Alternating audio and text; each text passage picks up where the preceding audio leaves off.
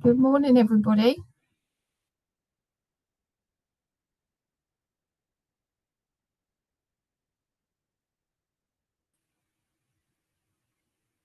Thank you for joining us straight after the Easter holidays. I hope you're not all full of chocolate eggs.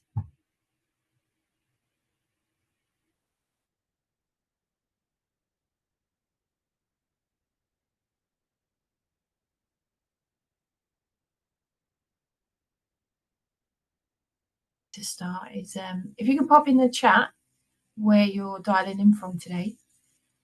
One, it gives us a view of where everybody is, which is always nice to know. And two, it makes me understand that you can actually hear what I'm saying. Hopefully you've got some sun.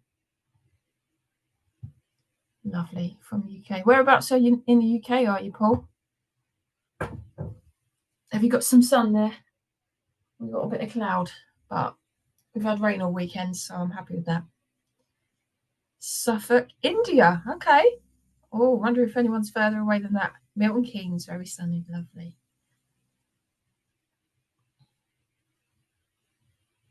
How are we doing? 10 o'clock. Just on the mark. Right, we'll give people one more minute and then we'll crack on because we've actually got quite a lot of myths to bust this morning. So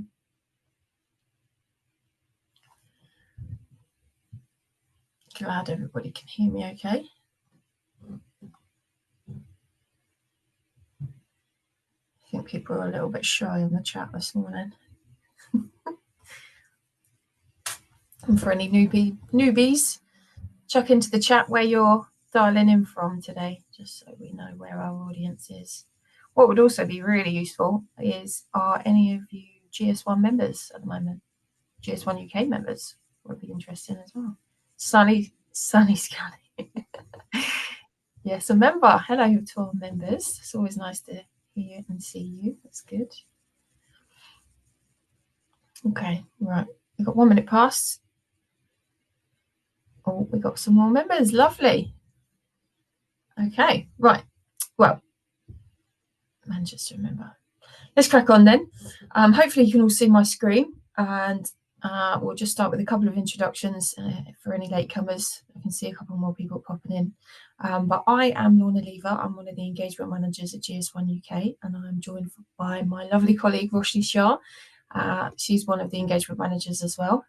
I think you're on, so we'll just give you a little hello to everybody. Hi, everybody.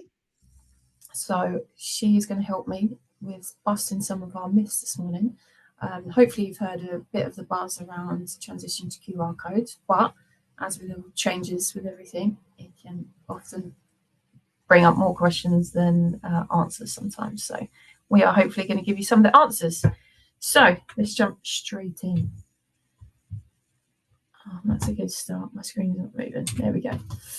I know we've got a couple of members on the session this morning, but any of you that aren't, and maybe some of you are new members, so you're not quite sure of the world of GS1 just yet. Well, basically, we are a global organisation of not-for-profits. There's actually 118 offices around the world. Myself and Roshni, we actually belong to the UK office. And here in the UK, we've got around 60,000 members. So we've got quite a lot of you. That ranges from the likes of Amazon, Tesco, like the really big hub retailers, all the way down to the tiny little sellers that sell on those hubs. We have around 10 billion GS1 barcodes get scanned daily. That's actually more than Google searches. So that's a stat that we're really proud of. But what do we do? Well, we're a standards organisation. So what that means, because standards can be a bit ambiguous to everybody, it means that there is basically one way, a common language of doing things. And we do that in 3 different areas. So identify, capture, and share. So ways to identify things, capture things, and share those things. And what that normally looks like is with identify would be a GTIN, so that would be the barcode number that you sign up to join us with. Ways to capture that information, that would usually be like things like barcodes and RFID tags, and then ways to share that information, so things like EDI for invoicing and processing. But what is all this new generation of barcodes about? So on the left, you'll see our trusted, known, lovely linear barcode that has been around for around 50 years now. So that's been helping us out in the supply chain for quite some time. And as of the last couple of years, we've been transitioning over to a two-dimensional barcode. So everyone will kind of know the term QR codes because of good old COVID, making us use that quite a lot. Oh dear, there's my screen. Yeah, That's my screen. yeah. Give me 1 second. I just love it when PowerPoint crashes right in the middle. Okay. All right, let's try and load that again. Oh, I've gone right to the end. PowerPoint trying to tell me something. Here we go. Hopefully you can still see that. Can you still see that, Roshni? Yeah, it's back on. Okay. All right, let's try that again. Where was we? Okay, so yeah, we've got QR codes being the new barcode in town. But why are we doing that? We've got a lot of new needs entering the market. So the consumers are wanting more data from us. Sustainability initiatives are wanting a lot more data from us. There's a lot of regulation coming through down the line, which you guys listening will be all too aware of. And then obviously everyone's just trying to get a bit more digital to make sure that we've got the right information at the right time for the right audience. But what is the difference between the two? Well, we've got our stripy linear one, and basically we know and love that because that helps us go beep at the checkout. But if you look at the bottom, so you can see the two blue boxes, that is the actual data that is encoded into each of these. So the one on the left, we've just got a 13-digit number. That's all it can hold. Now it does great things because what that means is it looks that number up in the database and brings back any information depending on what that database is designed to do.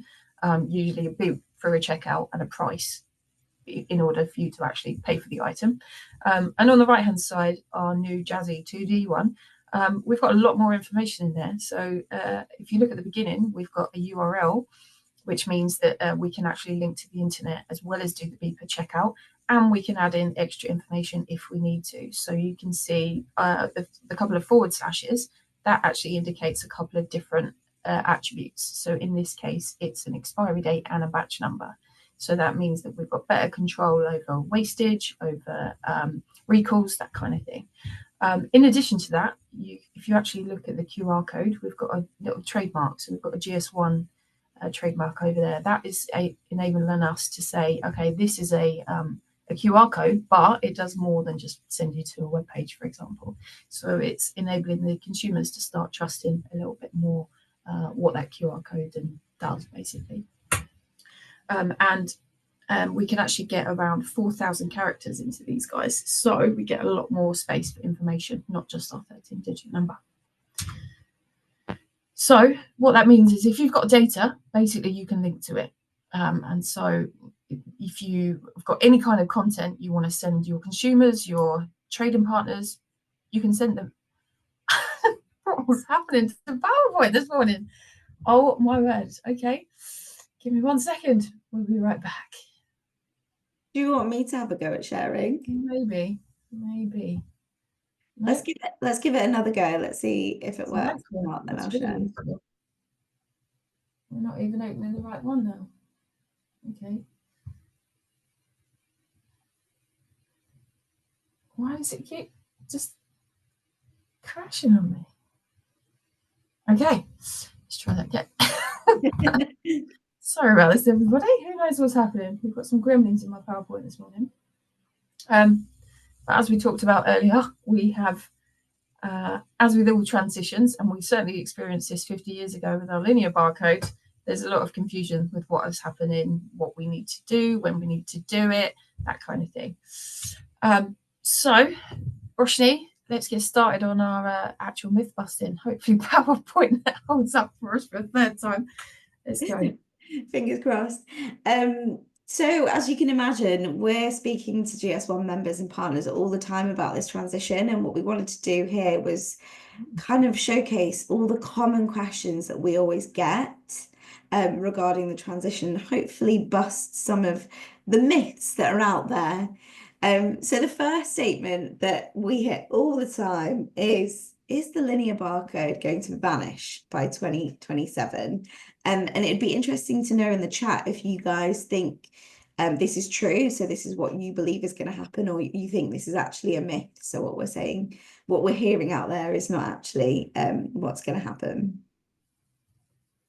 So yeah, let us know if you think it's a truth or a myth.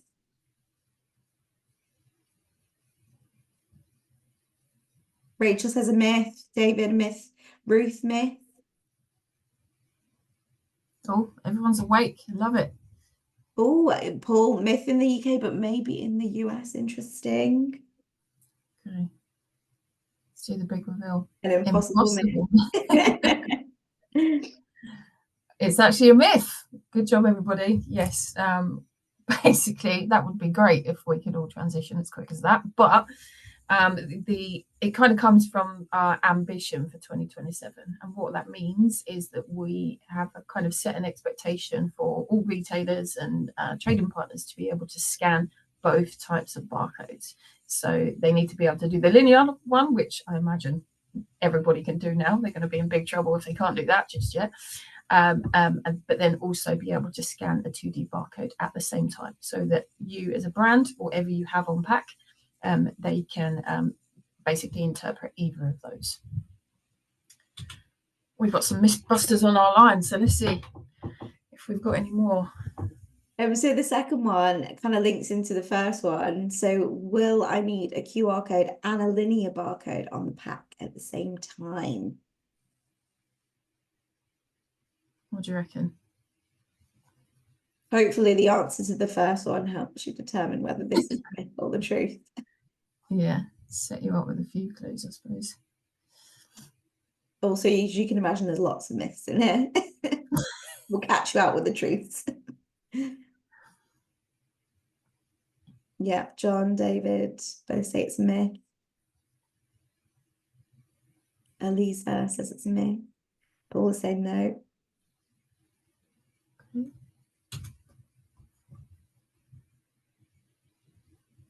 This one's actually a truth, because yeah, we need all of the retailers to basically catch up and be able to understand our 2D barcodes. So whilst that is happening, we need to make sure that we've got both of the codes on pack. And then obviously once everybody is caught up, we can slowly start to take the linear one off, depending on your trading partners. So yep, we sneaked a little truth in there for you just to keep you awake. Let's move on. So this is an interesting one. I need a new QR code every time I change information about my product. Is this a myth or is this the truth? Yeah, a lot of people are saying it's a myth. So no, you don't need a new QR code.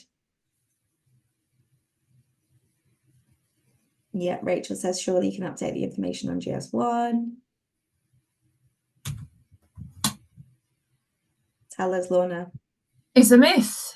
Yes, obviously that is the beauty and probably the main benefit of using a QR code powered by GS1. Because obviously you've got the information that you're linking to it somewhere on the internet. It means that you can change that information without actually having to change the QR code, because the actual URI stays the same, but where you link to, that the redirect, that means that you can point it to anywhere you like, which is really cool.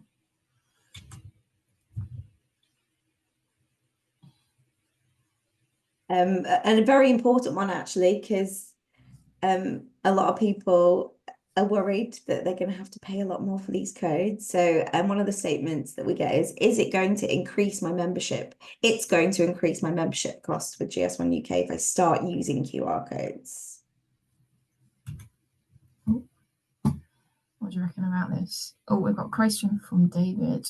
I think we might see some answers on that. He's trying to get to the top of the class. You will see. But on this one, membership costs, it's a myth.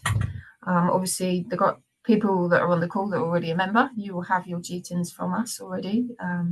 And then I would imagine 99.9% of you have already got a domain name. So domain name plus GTIN is the information that you can put into a QR code. And I imagine most of you are using packaging designers in some way, shape or form. And most of those have a QR code capability as well. So you can just give them the URI and then they put that into the QR code and away you go. Next one, what we got? Right, this one. Retailers will ask us to add a QR code powered by GS1 on pack. Do we think that the retailers are going to demand this moving forward? What do people think?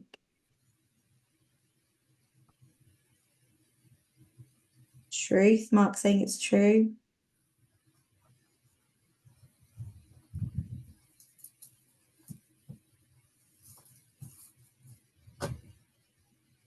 John is saying it's true. It's an interesting one, actually, because it's a bit of a chicken and egg situation. Yeah. Depends on the retailer. There we go. It's not mandatory. Okay. We got a lot of Mythbusters already. Let's go. Nice. Some really good answers here. If you're selling chicken or eggs. Come on, Paul, we love that. Okay. Sweet out your misery. Okay. There we go. It's a myth, but yes, it's a bit of a dependent one. The initiative is actually being driven by the industry for the industry. So it's all parties. It's not the retailers just saying, do you know what? I think we want you to change something here. It's basically every party along the supply chain looking to get more data. So it could be that actually the supply chain parties, the logistics companies are driving the retailers to do it, or vice versa. So it's not just a retailer that's gone, I think we might make our suppliers' lives a little bit difficult. It's supposed to be for the benefit for all. So we had some really good answers there, to be honest. Next one. A QR code is more reliable than a linear barcode. Ooh, have we got any barcode geeks out there?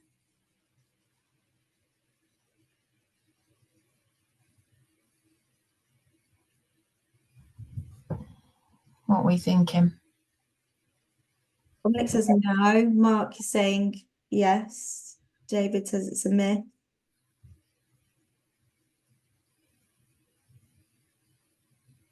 Oh, John, yeah, well done. Oh, let's see.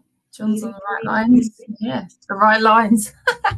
I've done my own jokes here. Okay, right. Let's put you out your misery. It's true because basically a QR code has 3 different settings for error correction rate. So you can actually set the error correction up to 30%. So what that means is that you can have 30% of the code either distorted because it hasn't printed correctly, or it's been covered, or it's got ripped. We've all been there trying to scan a Cadbury's cream egg. And you know you've got those issues. Well, but with a QR code, you've got up to 30% error correction. So whereas our linear one, that doesn't actually have any error correction rate built into it. So we do get to see quite a bit more reliability coming from these QR codes, which is really cool. So yeah, sounds like John is well up there on his barcode tech side. What we got next? So the next one is I can't use a QR code powered by GS1 if I don't sell direct to consumer.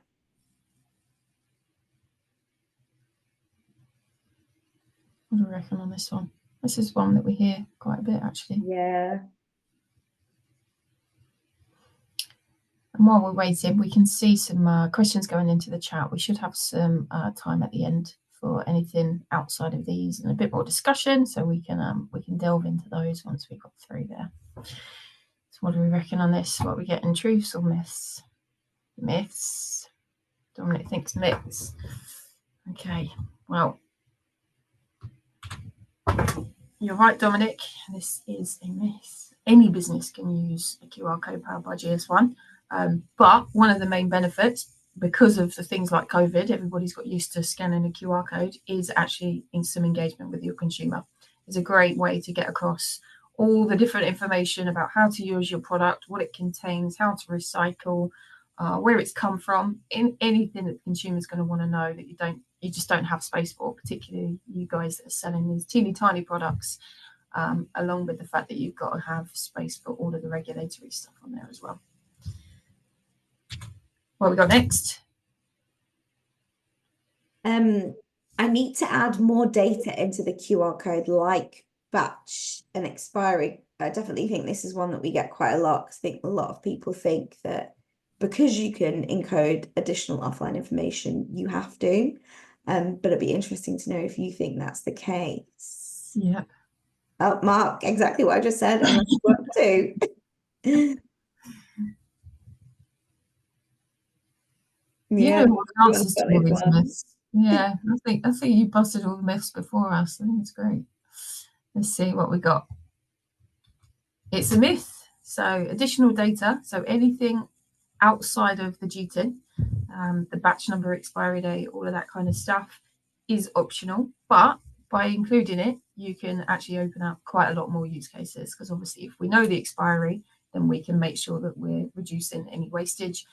If we know the batch numbers, then we can do things like recalls a lot quicker and a lot more efficient. But the thing to remember with this is, particularly for you people that have the really tiny products and not a lot of space on pack, is that anything, basically each additional character that you encode into the actual QR code itself makes the code bigger. So what we want to do is keep it to the absolute essential attributes, because that way we keep this code as small as possible, and then we keep space on your pack for the nice branding and the nice story bits, as opposed to our, sadly, not that pretty QR codes. What we got next? Food and drink is the main category that is going to use QR codes powered by GS1. What do you reckon? What do We people talked think? about Is that true? and stuff. So is it just going to be food and drink? Myth, yeah.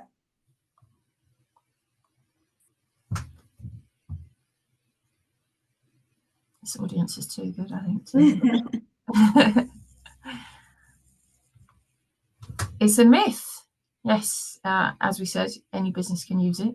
It's going to be used, as with barcodes, right? That's used across most industries, not just food and drink. What we're seeing, because of the regulations that are coming down the line, those of you that have been looking into DPP, Digital Product Passport, the next categories for that in terms of their priorities are apparel and electronics. So I think what we're seeing in the market is that the QR codes are going to start rapidly appearing on apparel products and electronical products. And obviously, these are the kind of ones that have really important stories to tell in terms of sustainability and recycling. So it's going to be really useful for those guys. Next one. So the next one is really interesting as well, because obviously it can be quite tricky when you're starting to print codes on a production line. But yeah, one of the statements we hear is all these codes will need to be printed on a production line. Do people think that's true or a myth?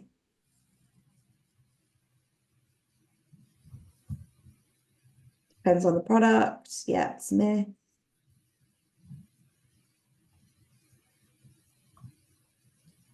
Okay. Well, the answer is a myth. So for those of you that are just encoding the GTIN, you can do it in the same way that you do the stripy one. It can be part of the artwork. That's it, job done. It needs to be done during the actual production when you start adding in the dynamic data. So obviously, if you've got an expiry date that you're putting into the QR code, you need to print it as per those products that fit that particular expiry date. And similarly with batch numbers and any other attribution that you might add into that. But if you're just using it at GTIN level, then it can be done as part of your artwork. It depends on what you're putting in there is the answer, but basically it's a myth. And Mark's put an interesting comment in the chat, but exactly that. The more data you can put in, like expiry and batch, that can unlock more use cases. So it depends what you're trying to do in terms of the benefit that you want to unlock as to whether you go for a static or a dynamic. Exactly. Well, everyone's getting an A star today. Right, the next one, GS1 is mandating this change. What do people think? Yeah, me.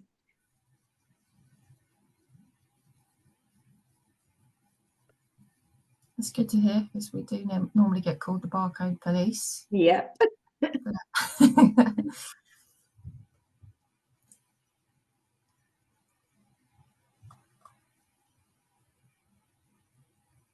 Mark says it's a myth, but it will be mandatory if you want to be listed, as retailers will insist on it.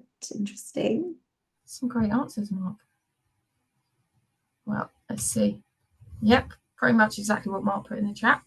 And as with everything, all of our standards are voluntary. There is some countries that it's part of regulation, but overall, it's a voluntary standard. We are designed to make lives better and easier for businesses trading together, but it doesn't mean you have to use it.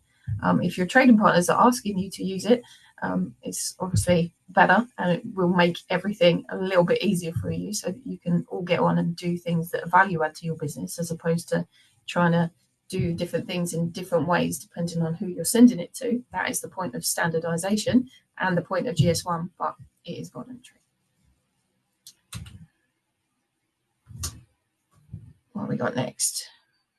I actually think this is the last one. Okay. GS1 powered QR codes can hold more data than a linear barcode. Hopefully from the first slide that you set up difference, people get this one. Little memory steps. Paul is saying it's true. Ross is saying it's true. Anna is saying it's true. Okay. It's pretty unanimous on that one, isn't it? Yeah. Let's hope it's true. Yes, it is true. And yeah, I did kind of give the answer away to that one. So hopefully you're listening to that, or maybe you just knew already. Yeah, we can get around 4,000 characters into our QR codes. So it's significantly higher than most our linear barcodes. We have got some jazzy linear barcodes like a GS1 128 that can get a few more attributes in there. But the ones that we typically see for the beeping at the checkout, all it can hold is a 13-digit number. So we need to make sure that we are able to get a lot more into that for our needs that are evolving in the market. Wow, everybody did really well there. Really, really well. So hopefully there's a few more of the best. I will say that most of you knew the answers to that. So it sounded like you were already up on it. But obviously everybody's at a different point in their journey in terms of implementation. You could be starting out, you could be ready to go. Maybe you've already got some QR codes on pack already. They're just not powered by GS1 versions. So let's have a look at a couple of different starting points. Hopefully some of you have seen our website and the resources that we've got on there, but I have chucked some links in there to a couple of different areas. We will be sending the recording and the slides out later. Oh my word, as if it's happened again. Okay, just to keep me guessing. Why do you keep crashing? Here we go. Okay, sorry about that, people. Yeah, we're going to send out the slides and the presentation later, so that you will be able to see these as links. But we've got a QR hub section of the website that's got a lot of different resources. We've got our knowledge hub, which is a bit more sort of formatted in a Q&A, FAQs kind of setup. And then you should have loads of the different questions and answers over and above what we talked about today. And then obviously you've got myself and Roshni and anyone on the GS1 team. You can reach out to us and we can answer your questions. Along with that, like I mentioned, most of you have probably got some packaging designers, so you can probably speak to them, give them the URI of your domain plus your GTIN. Obviously, in our documentation, you can find out how to do that, or you can come to us and we can explain that as well. And then additionally, if you don't think you've got the capabilities to do that, or you want to kind of reach out to some third parties that may be able to do some of the content creation or some of the more bit more technical aspects, so things like accessibility, so for people with visually impaired, that kind of use case. We've actually got quite a lot of partners on our partner finder. We've got a lot of people in that space, so what I've done is try to trim it down into different use cases so that you're not overwhelmed with too many choice of partners. So kind of our top ones there, we've got consumer engagement, reduce waste, and facilitate accessibility. So they are already pre-filtered, so you can have a look through and see if any of those guys are going to be relevant for you. And in addition to that, I talked very briefly about the trademark. When you guys are implementing the QR code, it is really cool to include the trademark there, just so that people are starting to kind of learn that actually this does more than just take me to the homepage of a website. It can give you access to a lot more information. Kind of like when you see like the Intel Inside on the Windows computers, you know that it's got that little added bit of functionality, so that people are starting to say, okay, we're going to scan it more because I know it's going to do more for me. But always come and speak to us if you've got any questions on that. And that's us from the formal presentation. Obviously, we can just have a quick look through the questions just to see if there's anything in there that we've missed. Lorna, I've noted some down, so do you want me to go through? Yeah. Cool. So the first one in the chat was from David, and he was talking about the expiry dates being encoded in the QR code, and if you had to change the QR code, as obviously they'll be different depending on like the code that's encoded. Is that correct? Like, yeah, that was one of our myths, wasn't it? So he was just ahead of game on that question.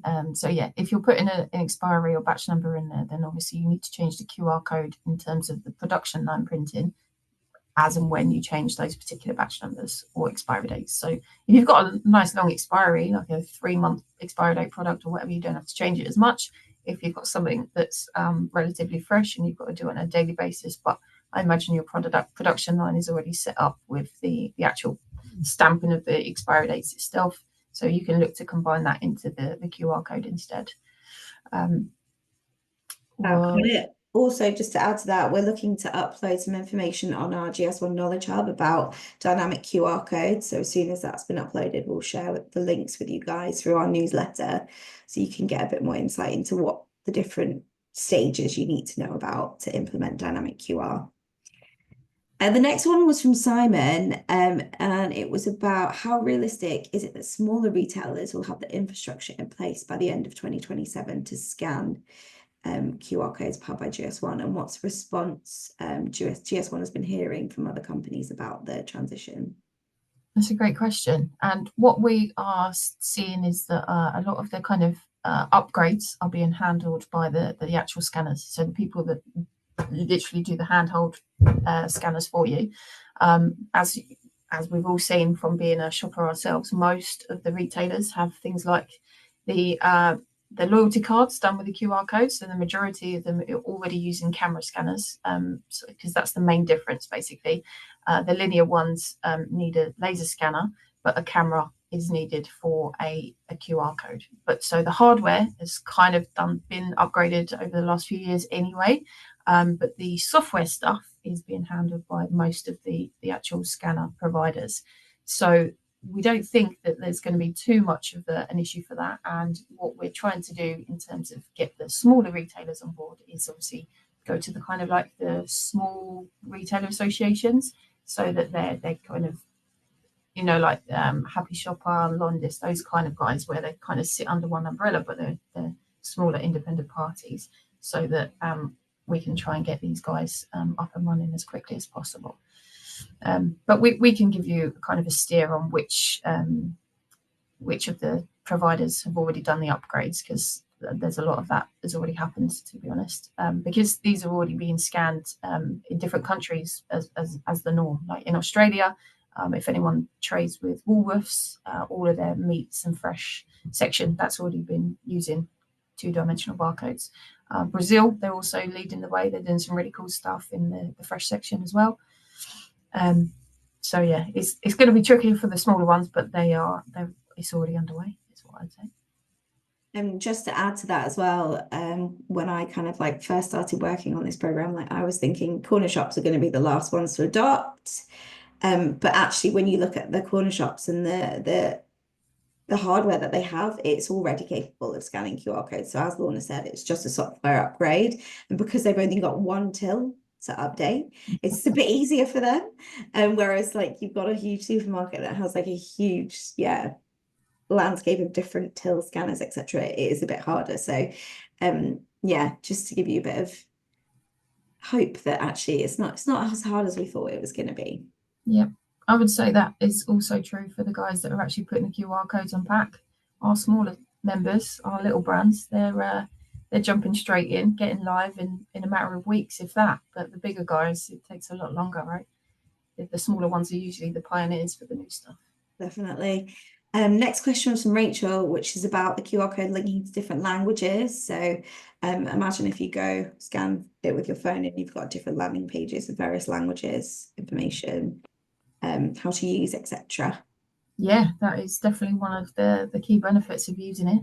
Obviously, even depending on the browser that you use on your phone or wherever you're scanning it, a lot of them have the functionality to just translate within that browser. But also, a lot of our partners have that functionality built in as well, so that it can kind of detect the IP address of where that device is accessing the web page, and then offer a translate option for you, or preset it depending on if it knows you're scanning it in Greece, for example. But that's not always the case, right? If you're on holiday, it doesn't mean that you speak Greek. So yeah, that's definitely one of the capabilities. Great. Then I think I've got one, it's a similar question from both David and Stephen. So they already have QR codes on their product packaging, which links to their website, specifically to the product page.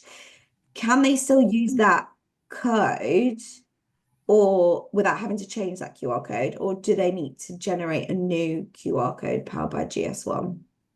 I guess it depends on what you've got encoded into that QR code at the moment. If you've kind of just got a sort of static web domain that's like you literally just goes to your recipe, for example, then you would need to change that, because you won't be able to. Basically, you won't be able to do the scan at the checkout with that. You need to have the GTIN embedded within that URL to enable that kind of functionality. But we can guide you through that, and we've got lots of documentation that can help you out with that. 100%. And when we always say actually this change, you've probably got packaging out there that's already got that static QR code. There's no point in over labeling or restickering that. Wait until that packaging has run out, and when you're doing your packaging change, that's when you could look to embed a QR code powered by GS1. Another interesting area to start trialing these codes is also new products. So any NPD that you've got coming out, why not start with those? Because then actually you're not having to do anything in retrospect. And then kind of onto Stephen's point as well, that GS1 QR code will do all that same stuff that your normal QR code was doing. So link to all that consumer facing information. But on top of that, when it's in retail, it will go beep at the till. So almost like, even if you're not in those stores yet, you're future proofing yourself for when that does happen. Cool. What else we got? A few more questions. So I've got a question from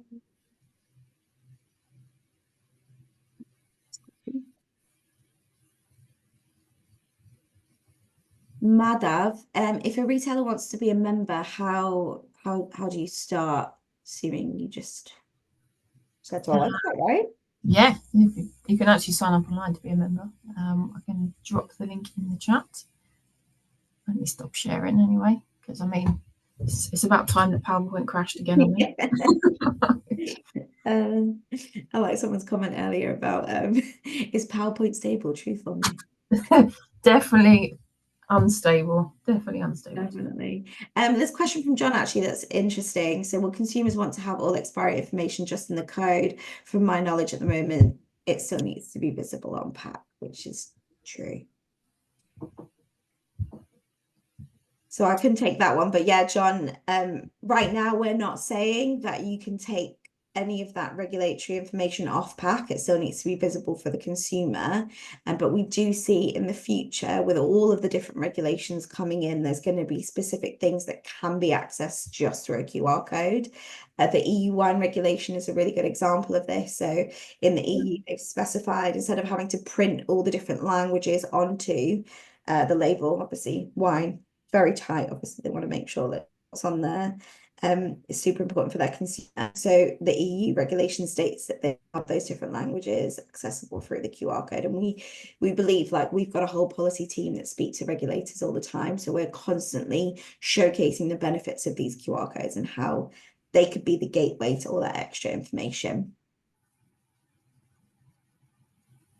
Stephen's asked the same question. Yeah, expiry date also needs to be on the pack. Obviously, you've raised a good question, actually. Surely this can't be done from a scanner each time. What it does do for the retailer, though, is enable them to check codes quicker. So before they'd have to like look at the pack, try and find the date, whereas now they can just scan a QR. If it's got a QR code with an expiry date embedded in it, they can just scan it and they can get the information really quickly. Oh, this is one for you, Lorna. This is a good one. And will GS1 produce the final QR code for us to use? Yeah, in GS1 UK, that's on our roadmap. But I will say, as a standards organisation, we're not a tech organisation, so our builds take a little bit longer.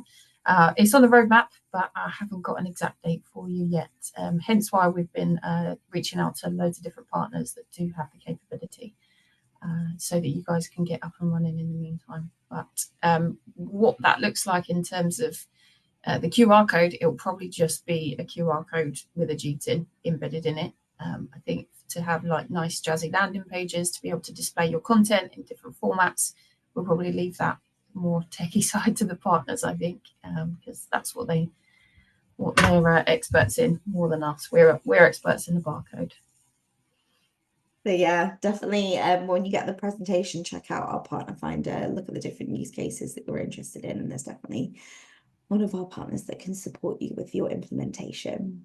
We've got quite a few case studies on the website as well. So, and I think where a partner is used, we pretty much always mention who they're using, so you can kind of get an idea of and feel for the different functionality that you might want to use, and therefore who can offer that to you. Great. And then I think this is the last question from Kevin. Will QR codes also replace ITF14 transit barcodes, or is it just retail EAN? Oh, look at that. Look at that. Loving the terminology of additional barcodes in the chat. Top of the class. ITF14. So for those of you that aren't aware, they are the barcodes that are typically used on the cardboard boxes, just because they are basically a bigger version that can be printed on lower quality materials, basically. I think we're going to see the consumer facing ones go first because that's got the biggest use case. But as we kind of infiltrate that into the industry a bit more, then we're likely to see ITF14s being transitioned over to two-dimensional ones as well. It may be that the two-dimensional one used for supply chain is more a data matrix rather than a QR code, just because that isn't really accessible by a consumer. So you might want to keep that separate, but obviously that adds complexity. What I will say is that some of the bigger retailers, for the likes of Amazon, I know that they're already using two-dimensional barcodes for supply chain purposes already. So yeah, I think that probably will happen, but it'll just be a longer transition over to that one. Great. And then Stephen's just asked about the minimum size of the QR code so it can be read by scanners. I'm just going to pop in a little extract from our website which talks about it a little bit more, but it's around 1.5 centimeters. Yeah, I think you're saying so it can be read across all devices. So potentially that's linking to the supply chain purposes. Yeah. I think for point of sale ones and consumer engagement, obviously the point of that is to try and make it as small as possible, but still be scanned easy. Yeah. I think when we start seeing them appear on supply chain stuff, that is obviously a lot less accurate and needs to be a lot quicker. So I think the guidelines will probably start to say that we want to see them bigger on the cardboard boxes, for example. But I would just say that we just haven't really got to that point yet. And it links back to what you were saying, Lorna, before. The more data you've got in it, the bigger it needs to be able to be read. But yeah, exactly. hopefully that article will give you an idea of generally what Yeah. would work right now. And the smaller it is, the more accurate you need to be. So people need to be coming real up close with the scanners. So if you've got a little bit more space on pack, don't go to as tight to the minimum if possible. Great. I think that's all the questions. Yeah. And we're bang on time. Lovely. Okay. Well, thank you for everybody for joining us today. Thank you for busting all those myths. Sounded like you were well in the know already. Like I said, we'll follow up with all of the recording and the slides with all of the crashes from PowerPoint. So apologies again for that. But if you've got any more questions, get in touch. Also, if you saw the series, there's a few more webinars coming up. So have a look on the website if you haven't already signed up to them. And hopefully we will see you there. And hopefully, even more important, we'll see some QR codes on your pack soon. Yeah. Have a good day, everybody. Have a great week. See you soon. Thanks, everybody. Bye. Bye.